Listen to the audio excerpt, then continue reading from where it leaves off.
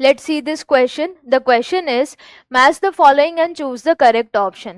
तो लिस्ट 1 में हमें यहाँ पर इंटरफेस और एम फेज और कुछ और स्टेजेस गिवन है. लिस्ट 2 में हमें कुछ कैरेक्टरिस्टिक्स उनके गिवन है जो मैच करने हैं.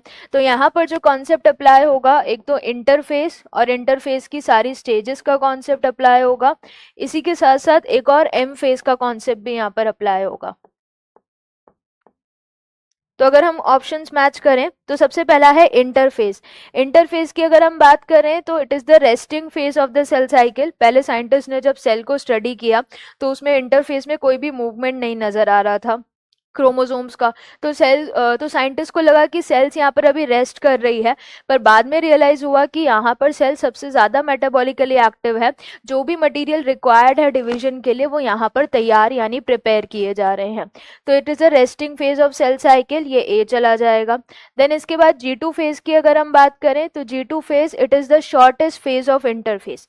G1, S और G2 सबसे ज़्यादा ड्यूरेशन G1 का, देन उसके बाद S फेज का, एंड सबसे शॉर्टेस्ट कौन सा हो जाएगा G2. So it is the shortest phase of interphase. Then इसके बाद see M phase. M phase most dramatic phase है क्योंकि यहाँ पर बहुत ज़्यादा क्रोमोसोम कंडेंस हो रहा है, देन अलाइन हो रहा है, देन सेपरेट हो रहा है, देन टीलो ऑपोजिट पोल्स पे जाके क्या हो जा रहा है, डीकंडेंस. तो इसीलिए इसमें इतने ज़्यादा चेंजेस नजर आए तो इसको बोला गया most dramatic phase of cell cycle. G1 phase की बात करें तो it is the longest phase of interphase, तो ये हो जाएगा.